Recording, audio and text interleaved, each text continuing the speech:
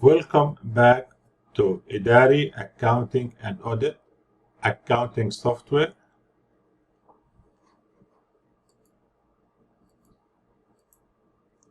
In episode 2, we are going to show you how to uninstall the accounting software from your computer.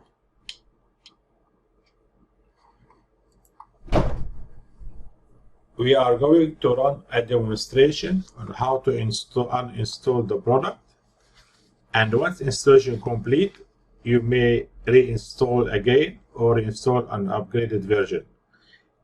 In any case you have a problem or difficulties, you may contact us on info@idariacc.com.